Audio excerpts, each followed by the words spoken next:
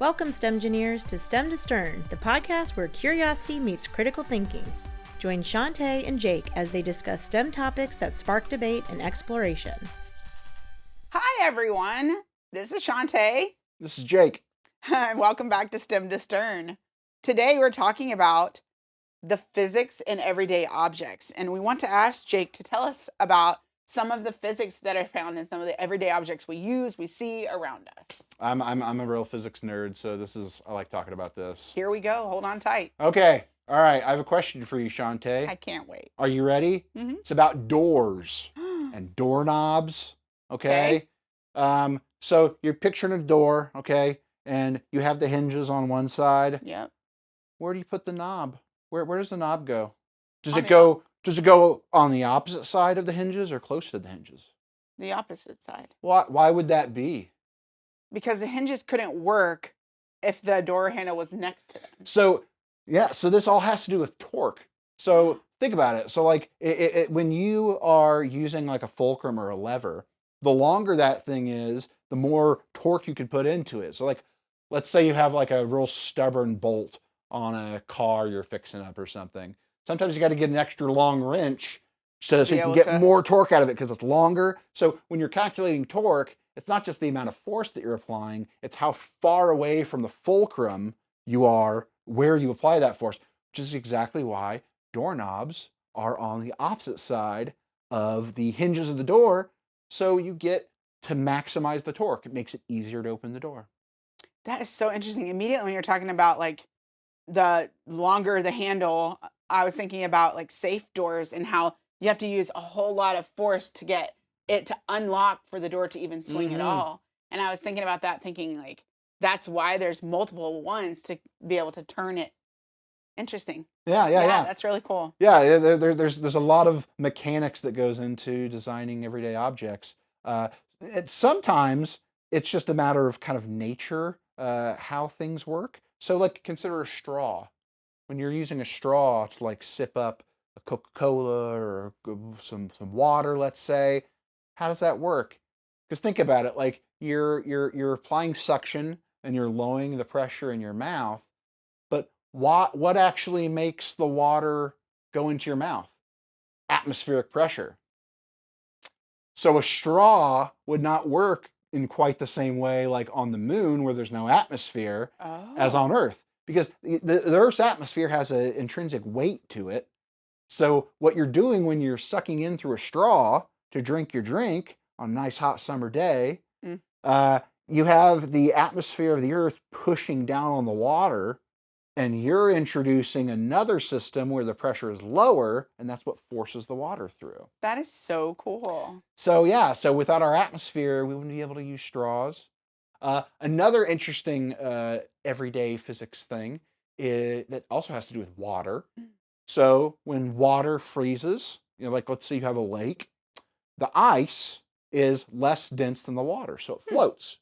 But what would happen if ice were actually denser than water? Now here's the interesting thing. When it comes to most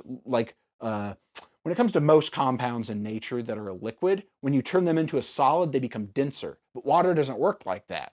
Water, because when you cool water down and it freezes, those hydrogen bonds are causing it to form a more predictable hexagonal pattern, and so it's becoming less dense.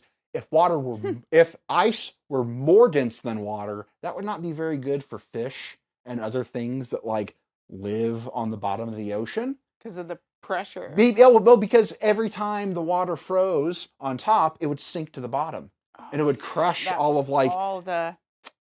Yeah, so we the fact that we have like life in our oceans and lakes is thanks to the fact that ice is less dense than water. Interesting. Another thing that more so is relevant to us in the modern day with our technology, like our smartphones. How do you think a touch screen for a phone works?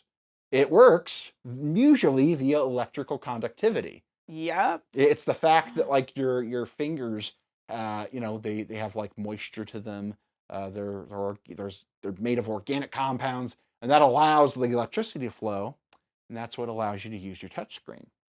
But which is why sometimes your phone doesn't work when there's extreme temperature that your hand, if your hand is experiencing extreme temperature, sometimes it doesn't read it as Yeah, well. yeah, exactly. Like if the surface of your phone, like if you like wiped it off and it's wet, like sometimes it's not as doesn't interact. reactive because it's like, well, sure, there's moisture on your finger, but there's moisture all over the screen, so your phone doesn't know how to react. And because of that, I'm about to blow your mind and make you probably a lot of you upset, which is exciting for me.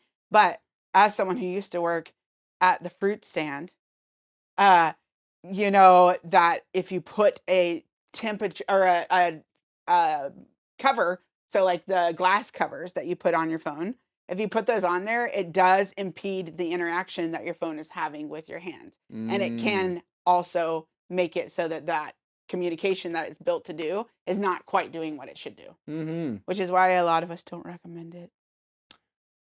So, and here is another cool example of physics of everyday objects. Consider this question. So, Shantae, let's say like we're here in the office and you're somewhere like behind a corner and I can't see you. I can talk to you if I can't see you if you're around the corner, right? But why can't I see you if you're around the corner? I mean, think about it. Sound waves are made of waves. That's how they propagate. Right? Light is a waves. wave. So why is it that I can talk to you, I can hear you around a corner, but I can't see you? Well, the answer is the wavelength of the waves. So sound waves are much, much larger in wavelength than light, which allows them. So all waves, if they're like presented with like if they're presented in such a way that they can travel around a corner, they travel around these corners via this process called diffraction. And all waves can exhibit diffraction, but diffraction, the amount of diffraction that happens is dependent on the wavelength of those waves. That is so cool. So the reason why you can hear me around a corner, but you can't see me is because the wavelengths of sound waves are very large, whereas the wavelength of light waves are usually very, very small. We love that. Okay, so now we want to know from you, is there any everyday objects that you know the physics behind, or you're curious what the physics are behind it? Let us know in the comments. Absolutely. Until next time. See you later. Thanks for tuning in to STEM to Stern. We hope today's episode got you thinking. If you enjoyed the discussion, subscribe and share it with others. And be sure to check out our show notes for free resources and links that go along with today's episode. Until next time, keep questioning and keep exploring, STEM engineers.